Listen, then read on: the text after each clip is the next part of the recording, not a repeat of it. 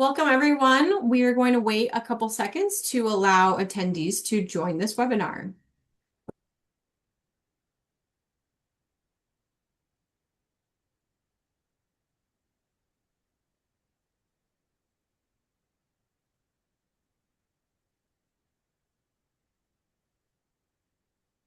Okay, well, hello. My name is Anna, and it's my pleasure as the Assistant Director of Constituent Relations to welcome you all to this 49er Industry Chat. Before we start, we would just like to inform you this session is being recorded and it will be available on our website at csulb.edu/alumni. Once it's posted, please feel free to share it with a friend, fellow alumni, or someone that you think that would benefit from this chat. We'll be living on our YouTube channel. We also encourage you to utilize the Q&A box or the chat to submit any questions you'd like our guest speaker to answer. Our alumni relations member, Rosalinda, will be helping moderate the chat during this webinar series.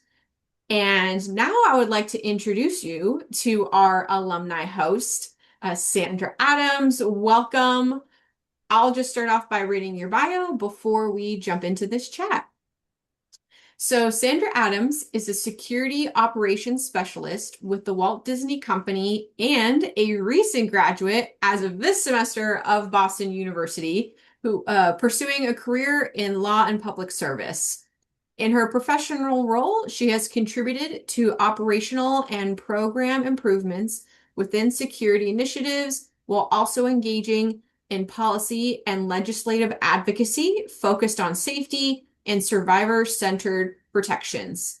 A proud CSULB alumna, she earned her BA in political science, served in this ASI student government, and worked as a lobby corps representative at large, advocating before state legislators on various policies and the CSU Board of Trustees on higher education policy. She is passionate about helping students translate their experiences into purposeful and impactful careers. Sandra, thank you so much for being here today, and welcome. Please, if there's anything else that I missed about your bio, please feel free to share. Thank you so much for having me today. Yes, and happy May 4th. Love your background. Great tie-in, even with Walt Disney. So Star Wars Day for those who are not familiar with May 4th.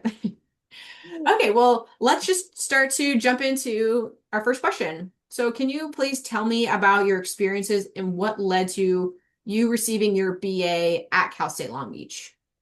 Yes, absolutely. I've been wanting to go to Cal State Long Beach since I was in high school. I was actually taking the bus and touring local campuses, and I just fell in love with Cal State Long Beach. So I really wanted to go there.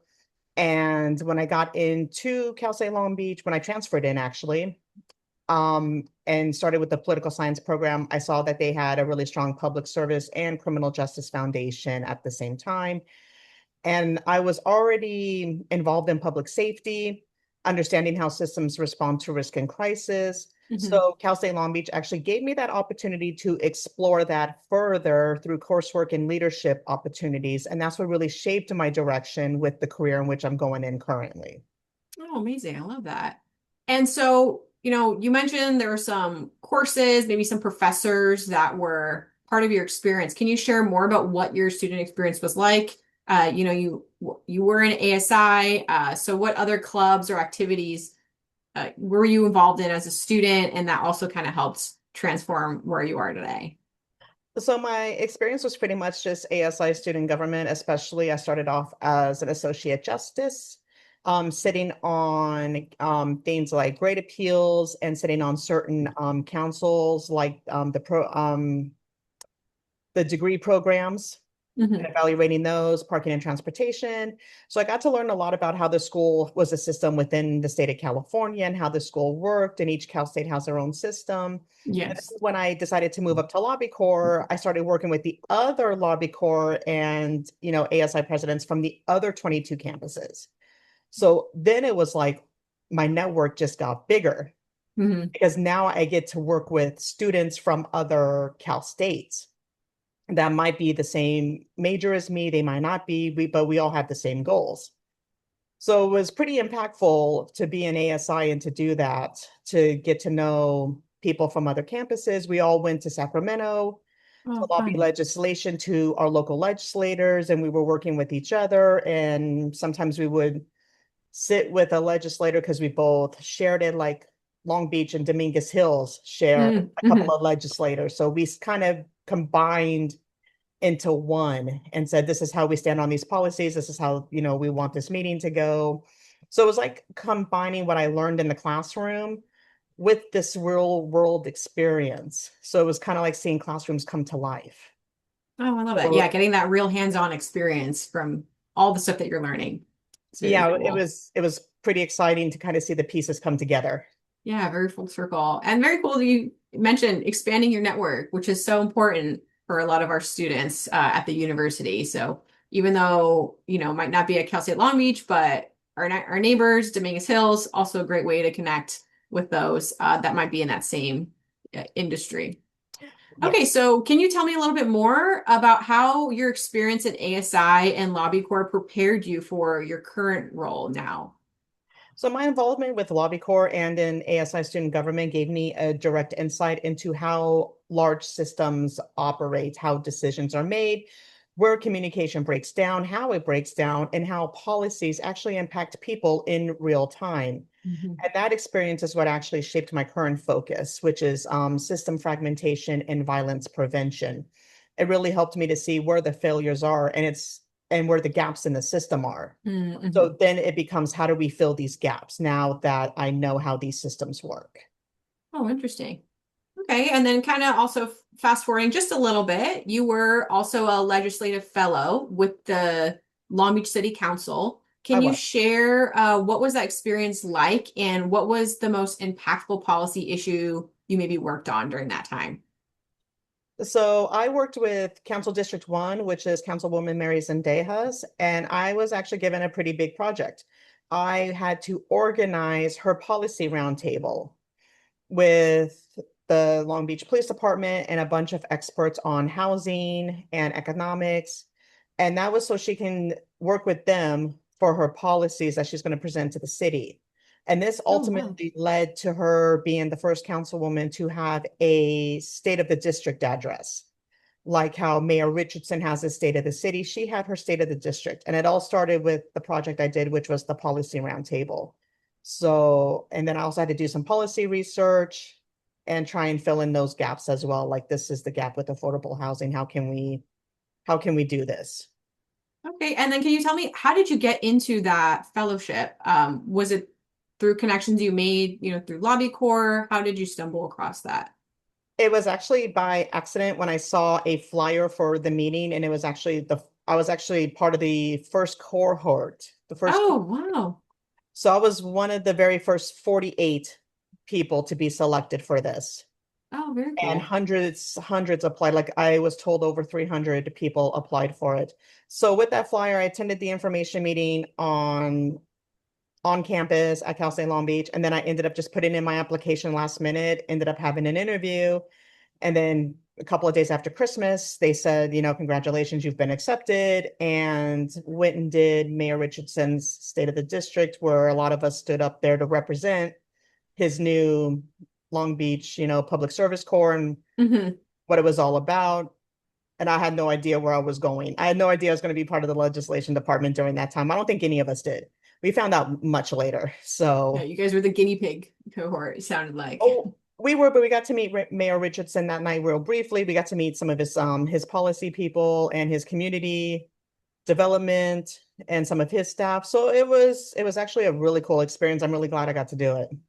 Oh, awesome. I'm glad you got that opportunity. Yeah. You were at the right place at the right time when that popped up. It, it was just like that flyer that I just happened to see in the Yeah. office of ASI just kind of moved me in that direction. And I guess I just kind of got a little bit lucky to be part of the Yeah. first cohort. Very cool. Well, moving forward now to your current role, you specialize in crisis management and emergency preparedness. What does it actually look like in a large scale environment like the resort that you work at? Oh, wow. It's a lot because I do security, Hmm. and what we call security is actually different parts of our operation. So security is a full on operation.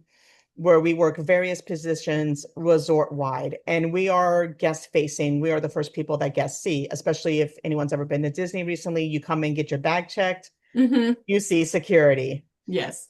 So personally, my main thing is I work inside Disneyland Park and inside Disney's California Adventure Park, where I am assigned to an area and I actually foot patrol that area. I answer any and all guest questions, and I also respond to any calls for medical help and stuff like that. Oh, okay. And so, can you also share more about the policy and advocacy focused on safety and survivor-centered protections that you are involved with at Walt Disney? So I was involved in Community Watch for a while, and what we do is we are actually advocates. So we do go out and we usually have a table set up somewhere on property, and we just make sure we have a topic every month, and we just try and talk to every cast member coming in and let them know, hey, this is our topic of the month. Do you know about this? Do you want, it's kind of a way of getting our policies out there and making sure everyone is safe as well. Oh, okay. Well, how do you come up with those topics? Do you guys do any surveys or is it kind of like whatever current state of the events are? So it's whatever the manager kind of picks for the month, and then when we come into work, it's like, here's the topic of the month this month. Oh, okay. So we're like, okay, so we got this. Okay. Very interesting. And so what kinds of challenges do you face when implementing security initiatives at that large of a scale? Basically, with me just trying to remember that something's changed and I need to not resort back to old ways. Mm-hmm. A lot of things change based on the current climate of what's going on in the world. Mm-hmm. And sometimes, we have to react to it, as I'm sure everyone does. Schools react to things after they happen and then they put new things in place. Right. It's the same with any other company. We put new things in place, or hey, this isn't working, but this worked, so let's change this for this. And then it's like, oh, we got to remember that is now this. So, Got it. so yeah, we're always asking our leads and managers, hey, I know this changed, but what is it again? And just to make sure we have it. And every morning they do remind us, hey, this is the change. Just please try and remember, implement it. I mean, a lot of us have been there 5+ years. So when you do the old way for that long, the new way, it's kind of like, ooh, reverting back to old. God, it's this way.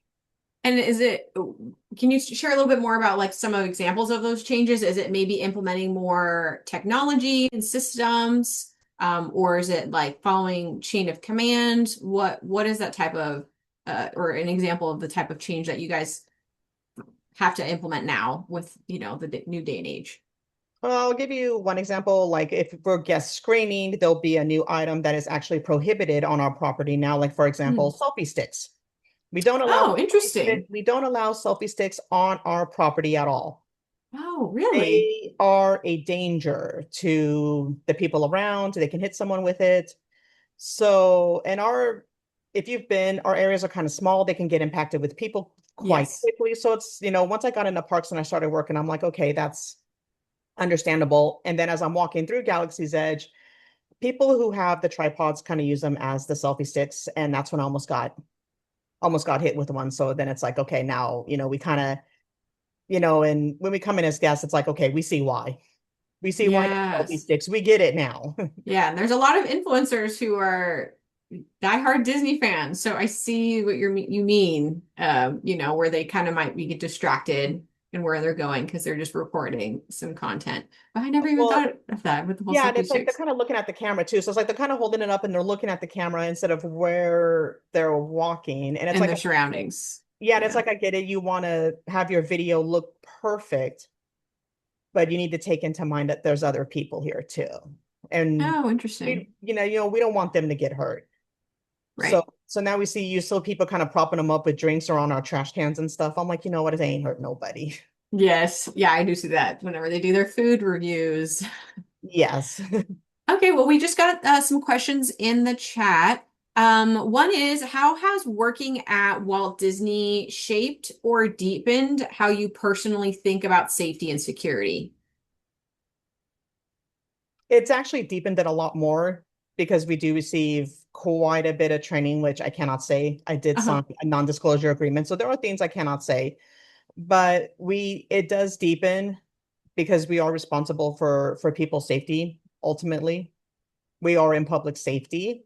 Hmm. And with all the training we receive, all the policies, everything, it's just like, wow, this is it's pretty serious position. So you think, okay, you got to be on your A game. We got to be, we got to be there for 8 hours on our A game. So Yes. it's a lot, but it's actually deep into where I want to take gaps within systems that I see for safety and want to enhance it more so that more people in the future will benefit and be safe from it. So it's kind of like working at Disney, working security just kind of gives me the tools to kind of move forward in that direction. Yeah, and I'm sure depending on the time of year, some days are a lot busier and more crowded than others. So working on those implementations, I'm sure you guys try to work on making sure they're efficient during those very busy, impacted days Yeah, with we make sure guests. yeah, we make sure they're efficient every day. So even if it's a not busy day, we still make sure they're efficient. Hmm. Yes, rainy days. Always know to go. And we have another question. So policy change or cultural change, which one actually moves the needle faster when it comes to protecting people, and which do you think is harder to achieve? Policy change actually moves the needle a bit faster when it comes to protecting people Okay. because you have to see the why as well. And that's why it's so current or so important to stay up on current events and what's going on in the world around us. Because what's going on in the world around us can prevent policy changes everywhere, not just at Hmm. Disney. It can be at Boston University, it can be at Cal State Long Beach, it can be at Northridge, it can be our neighbors at Dominguez Hills that implemented first. It can be anywhere. So policy changes are the number one thing. We always at Disney have a strong culture where cast members are family. We look out for each other. If we see, our motto is if we see something, say something. And they always do because that's our home. And we want to make sure everyone is, we want to make sure we're safe, our guests are safe. Yeah, and that's kind of a good point. So, you're mentioning Boston University or like these other CSUs, but Disney has multiple resort locations Yes. globally. How do you guys work on implementing those policies? Is it if you implement something at Disneyland Resort here in California, do those have that ripple effect changes at the other resorts globally, or are they kind of up to their own to make those policies? Honestly, I don't know how policies work as far as rolling them out to other theme parks. Hmm. Just because I'm in Disneyland Resort Anaheim, that's my Hmm. focus. And my area of where I am is my main focus. So when that policy rolls out to us, it's like, okay, we got it. That's it. It's implemented. It's a done deal. If other resorts are doing it, I honestly have no idea. Ah, okay. So maybe they have selfie sticks. Who knows? Maybe, but I know every property is different. I heard it's kind of like comparing Disney with Universal, where Universal Mm, Studios allows wagons. We at Disneyland do not allow wagons because of it could be a trip hazard because of the space issue. And Universal allows selfie sticks. We do not. So it'll be like you can't compare one Disney theme park to another because the mhm. location is different Oh yeah, makes sense. And the size. Some and the of the size. sizes are a lot larger than others, like, Disney World in Florida compared to Anaheim. Okay, and so leading into our next question, how was working in both the public and private sectors shaped your perspective on safety policy and community impact? So, kind of talking about your time at, your Long Beach Fellowship program, maybe some stuff that you've been doing at Boston University, and the work that you're doing currently at Walt Disney. I will admit, when I started at Disney in 2019, I was actually rehired. I had originally started my senior year in 98 and then left and then came back. I had worked for the city of Los Angeles in public safety since 2012. So coming into Disney, it was a whole different culture shock Mm-hmm. because it's a private Yeah. company. It's Yes. not like the Los Angeles Police Department where we're community facing and we're community Mm-hmm. policing. It was totally different. So I was trying to get on that culture of, hey, you know, we're not this, we're not like this. We're kind of more laid back because we don't enforce laws, we enforce policies. Mm, So it's at that point, we're not doing legislation, we're enforcing company policies. So it's like, okay, we're not enforcing law, California state laws, we're enforcing company policies. So it was a little bit different, even working at City of Long Beach, where I'm helping with legislation, I'm helping with laws, not company policies. And there's a difference between the two. So it was just kind of a little bit weird at first, but I quickly got the hang of it and I'm like, okay, well, this is our policy. So yeah, and just adapting, getting used to company culture. I mean, you could say that any new job you go into, but yeah, just the difference between that public private sector, I'm sure, and it's takes kind getting of some used to.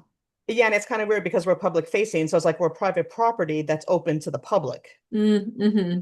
at the same time. So it's like, oh yeah, we're private property. We're just so it's like those little things where it just clicks and you're like, oh yeah. So Yes. Yeah. Okay. And so can you share a little bit more? I mean, you've shared some things here and there, but what does like a typical day look like for you in your role as a security operations specialist? so a typical day, we monitor the security operations where we're assigned. We work together as a team. I work with the lead, who's my immediate supervisor, and a manager. We also respond to incidences in the area and maybe like, for example, if I'm assigned Cars Land, I can respond to things nearby in Cars Land, like Pixar, Pixar Pier or wherever, Mm-hmm. and just supporting overall park safety. And I work with all lines of business to do that because they call us. So it's a mix of proactive and reactive work, and Mm-hmm. everything from coordinating responses when situations arise. Basically, it's just communication. It's a huge part of the role. We're constantly working with different teams and different cast members daily. No 2 days are the same. I'm So sure. we need to give information on what happened, if anything happened, and just communicate and make sure we're all safe. Okay. And you kind of mentioned that whole proactive. So do you guys do company-wide trainings, and like scenario trainings for your employees so they know how to be reactive in those situations? Yes. Okay, interesting. And I also saw, you received dozens of recognitions at Disney for leadership and service excellence. What habits or values do you think contributed most to that consistency in receiving these awards from your colleagues?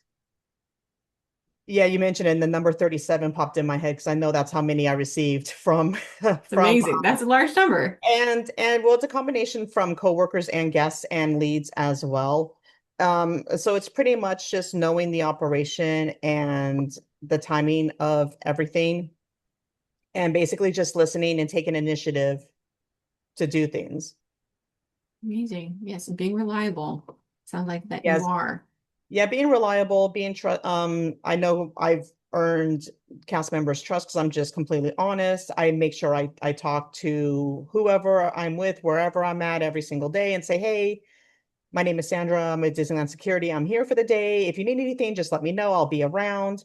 And that kind of develops rapport and trust with Mm-hmm. everyone. Yeah, And and feeling like they have someone to champion for them if or they have even anything. someone who just listens.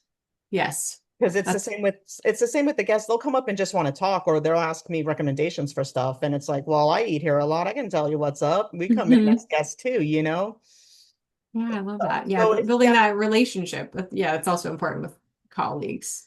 yeah, because we're not just security, and we're not like mean people. It's like Hmm. come up and talk to us. We know the best places to eat at on property. Yeah, I'm sure.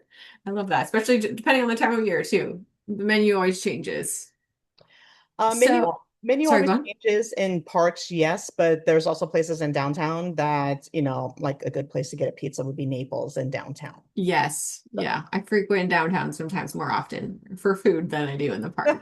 So yeah, that's a very good point. And so we actually just got another question that had popped up in the chat because you kind of mentioned helping, with legislation and writing some policies. So kind of like from your own point of view, if you could write one law that would immediately go into effect tomorrow, what would that be and why? So this ties in with the research I did recently at Boston University, which is system fragmentation and communication um, for targeted mass violence and how that Mhm. can break down. So if I can pass one law, it would be to strengthen those gaps and to put in framework that would help to prevent that. Okay, Which what were some of those things that you were seeing that were gaps or missing? so for example, let's just say you, Anna, were a problem student at Mhm. school. Let's just say you wrote papers that were really concerning. Like, let's just say you wrote it on Charles Manson or even Mhm. Hitler's Third Reich. Those things are kind of concerning because they are about mass violence, mass genocide. And let's just say it wasn't for history. Mhm. Let's just say it was for, I know it's creative English, but there are plenty of other topics to write about. Let's say you've been suspended for hacking into the school system and changing your grades, and some other stuff. Let's just say you were also arrested for maybe breaking into a vehicle and stealing someone's purse that was over $1,500. The school doesn't communicate the problems that they're having with you to law enforcement, and law enforcement doesn't communicate your arrest to the school. So with those two things, Oh, you would appear to be okay. But you're actually going down a path. You could be going down that path. mm, that makes sense. Yeah, having that communication from both systems, yeah, to create And paint a bigger picture of the reality of the situation. and also in the days of social media, let's just say you've had an obsession with past incidences at schools that were nationwide news. Mm, And those were on your, let's just say your Instagram. mhm. I'm kind of picking things from every single like school shooting scenario and kind of putting it together because leakage is the number one thing. Everyone leaks on the internet, everyone tells, Mhm. everyone says something, but even peers don't speak up as well. So there's no communication from peers to the school to law enforcement. Those three are the most important and they're not communicating with each other. Interesting. Yeah, the importance of see something, say something, sometimes falls through the cracks. So yeah, Yeah. I see the importance of that. And so also now going back to your current role, what are some of the most challenging parts of it? And then do you have some other, on a positive note, things that are the most rewarding as well? I'm going to start with the most rewarding first. The most rewarding for me is knowing that my work directly contributes to keeping people safe. People have a good time. They don't have to worry or stress about anything. They're Hmm. at the park, they're having fun. And with an environment like Disney, even I sometimes have fun myself. I shouldn't say sometimes. I really do have fun at work all the time. I'm trying to not seem like I have fun all the time in case my managers are watching, but I have fun all the time. Guests come, they make you laugh, they talk with you. That's rewarding because that's always Yeah, fun. it's the magic. No one wants to come up and talk to us because we're security, and it's like Hmm. we're not that we're actually cool, just Yeah, they feel like they probably don't want to get in trouble for something by engaging. probably, but it's difficult not to have fun when guests come up to you and just randomly go, "Hey, want to hear a joke?" I'll look at me like, "Yeah, I want to hear a joke." I love And that. they'll have some good Disney dad jokes too. So I'm like, "Hey, that one was pretty good." The most challenging is actually the unpredictability. As I've said, Mm. no 2 days are the same, and you have to be ready to make decisions quickly in high pressure situations as well. So those are the most challenging parts of my job. Okay. And so, kind of talking about your time at Boston University, what inspired you to pursue a law and public service degree there? So my master's is in criminal justice and crime intelligence and analysis. It seemed like the next step to go before law school Okay. because I get to see how crime policies are done with the crime stats and how the crime stats are done. So they all work hand in hand, even if we're prosecuting someone for a crime, we still need all that. Hmm. So everything just kind of goes hand in hand. like the research I did for Boston University with the systems gaps, that could inspire legislation one day. So it all goes hand in hand to keep people safe. Yeah. And also, congrats if you want to share the other news about the new program you just got into. Oh, yes. Funny today's May the 4th to today's Star Wars Day because I just got my acceptance letter into University of Colorado, Denver for the Master's in Public Policy program. Yeah, amazing. Love that you just keep learning and it just, testament to those even at Cal State Long Beach. Getting an education doesn't have to stop after your undergrad or, even your master's. Just constantly, growing your knowledge is always amazing. And anyone can do it and anywhere. So you did it at Boston University. Now you're doing it in another state. So I just did it. shows all the great programs that are out there.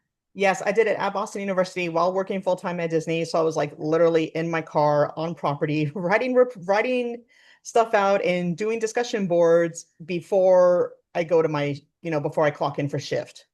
Oh my gosh. Well, we love the dedication. And so kind of, talking about your experience as a student in ASI, doing the Long Beach Fellowship, how can students get involved in advocacy, even if they are not a political science major? What advice would you share for those that might be interested in that? My biggest advice, and this is for any field, as I found out talking with people, is to stay consistent and to be intentional about your growth. Mm-hmm. Opportunities are everywhere. And even though that opportunity may not seem like a perfect fit at first, every opportunity and experience actually builds your skill set. And to also pay attention not only to your role, but how things work with wherever you're at, whether it's an internship or a job, because that perspective that you just gained, it'll definitely set you apart from other applicants. Mm-hmm. And grow your network, as you mentioned previously. And So it it will just grow your helps network because you grow never know. connections. Yes, because you never know who they know. Yes. Yeah. I love that. And so, what strategies have helped you, I guess, kind of talking into that, stand out in these professional environments? I ask a lot of questions and I talk with a lot of people. I let it known this is my goal. How can I achieve that? And a lot of people have been willing to help and to give advice and to say, hey, I know a person, I might be able to help get you an internship or at least get your name in their ear. Even Mm-hmm. getting my name in their ear is absolutely perfect because by the time my resume comes across, they're like, oh, I remember Sandra because John Doe told me about her and she did this and this. Okay, well, I'm going to read her resume now. She comes Yes. highly recommended. I'm going to read her cover letter.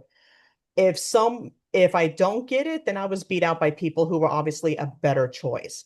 And that's okay because then I'll just move on to the next one. I don't take rejection as the end of the world. I Mhm. take it as okay, the universe is doesn't want you here because you're needed elsewhere. Oh, yes, I love that. And so, kind of also mentioning about internships or what are some other ways to find opportunities for students or even recent alumni that are looking for a career in your type of field? What other advice would you provide them? Even volunteering is still the No. best way. Even just saying, hey, I want to volunteer my time, maybe a day or two a week would be great because you still build the same skill set as you Mm-hmm. would during a regular 9 to 5 or an internship because I volunteered for City of Los Angeles for a very long time and I have gained so much skill sets that I take with me every single day everywhere I go. So even volunteering, you still get the exact same skill set. And it's not even about where your internship was or if you're paid. It's what did you learn? What skills do you have? What can you uniquely bring to that table? Yes, build those transferable skills for sure. And I love that networking point, or a volunteering point. Building experience in industry or another nonprofit organization that maybe you never even thought of. And that might even like help open other doors or do a career shift and you do a career pivot just based on the volunteering that you did at that organization. So, and even like you're volunteering your time right now, sharing some advice with our students and alumni. So we appreciate that. I mean, even volunteering still works for networking Yes. because you're still meeting people. Yes, So, absolutely. so volunteering, if all else fails, volunteer. I highly recommend it because You it's heard one of it. the You best, heard her, folks. it's one of the best things because you still build everything Yes, yes, very true. and it goes on a resume. It does. That's a very good point. Yeah, a lot of people forget about that as like a way to maybe leverage yourself against the competition. And, kind of also talking to that. So, how important is mentorship in your industry? Do you have any mentors? I know you kind of briefly, before our call mentioned you have a mentor at Boston University. Do you even have any mentees, maybe colleagues that you help guide? How impactful is having a mentor in your company's industry? So I do have a mentor at Boston University. He's actually my faculty advisor for my program to help with my research. He was just like, I love how you're thinking. And I was like, how far can we take this? And he was like, you know what, even after you graduate, we're still going to do this. So we're going to take this as far as we can. So I'm like, all right, that is fantastic. Let's just keep on doing this. I even have mentors at Disney. A few of my managers have been mentors to me throughout the 7 years I've been there. One of them, well, he's now a manager. He was a lead. He's now a manager. I still come to him with all types of questions. So it's really good to have mentors because they will give you insight that will Mm-hmm. make you. I know my managers at Disney have made me a better Sandra. They've made me a better cast member, not only for myself and the company, for our department, for our fellow cast members that may have been hired today or start work today. So it's always good to have that lead by example and to be the Mm-hmm. best you can be. And I always strive, I'm not in competition with anyone. I'm only in competition with myself, and that's to be better than I was yesterday. So when my managers come in and they're like, hey, you did this, you're not supposed to do that. I was like, noted, we'll never do it again. Because mistakes and stuff like that, they are a very powerful tool. So if you can take it as not criticism, but as, A hey, learning opportunity. a learning opportunity, this is how you be better. Mm-hmm. And that's why I've probably gotten so good at my job at Disney was because of those managers and the executive managers that are there within the department. I talk to everybody. I talk to everybody. So yeah, having a mentor is probably the best thing. Even if it's one of your teachers, always ask. Okay, which that actually kind of leads to we just got a question in the chat. How can you maintain a relationship with mentors in those early stages? Whenever you were doing that and establishing that with your mentors in those early stages, was it just trying to find common ground? How do you go about that? For me at Disney, I just straight up asked a few of my I asked one of my managers, hey, I would really appreciate it if you just mentor me because I know I can be better, but I need to know where I'm making these mistakes at. Mm-hmm. So it was kind of like a manager in the area that I was working in, and he'd just come out and watch me. And I've even had a senior manager for the area come out and watch me. And even he gave me some advice. So it's like when you ask one person, the others will kind of hear about it and then they'll kind of join in. And then all of a sudden you don't have one, you have Many. you will begin to have many. Like I think right now for Disney, I have one, two, three, four, five. I think I have about five or six managers that I consider my mentors right now. Oh, it's amazing. I love that. And so, kind of wrapping up with some of our questions, what advice do you have for our 49ers that are interested in making a career in, the industry like the corporate world of Walt Disney, or maybe even from your experience working in that public sector?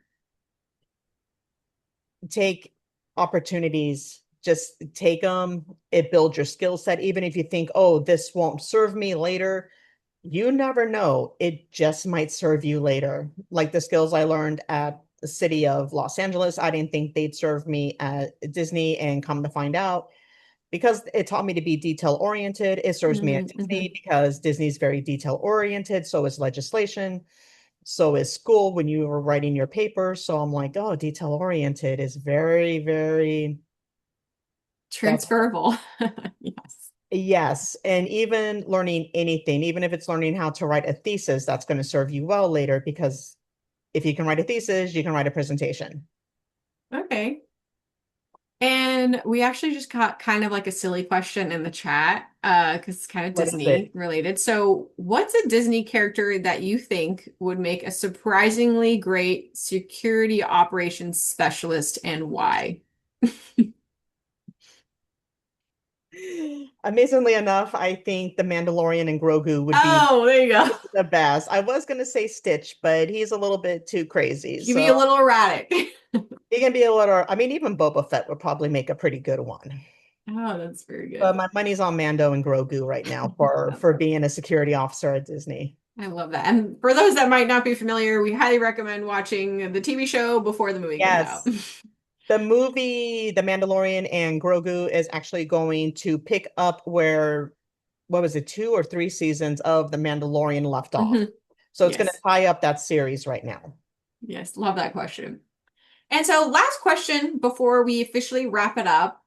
If you had a chance to relive attending Cal State Long Beach during your undergrad, would you do anything differently knowing what you know now? Honestly, I would actually lean into networking and mentorship even earlier Hmm. than I did, but when I transferred in, my first semester was August of 2020. We were in the height of the pandemic Oh, kind of shut yes. down. Yeah. So, but I think I would have not been as shy because we were on Zoom. Hmm. So I'm like, I just want to get off Zoom. I'm kind of burnt out. I would have actually leaned into networking and mentorship earlier, even though it was on Zoom. But at this time, I was just very focused on trying to fit in with, Cal State Long Beach and trying to get that school connection and trying to build my relationships. But every step of my journey, honestly, contributed to where I am now. So I see it all as part of a process. Yeah. And you adapted during those challenging times. So looks like We you all sounded did. like you still made those connections, even though a lot of that was, virtual and you couldn't get that hands-on face-to-face experience like some students may have now. But it's a great point. It's never too early to start networking as a student, and finding those mentors, even if you're a freshman, a great way to kind of just get that ball rolling and help you build those connections that leads to those opportunities down the line once you start applying for jobs or even finding internships. Yes. So great point. Okay, well, it doesn't look like we have any other questions in the chat.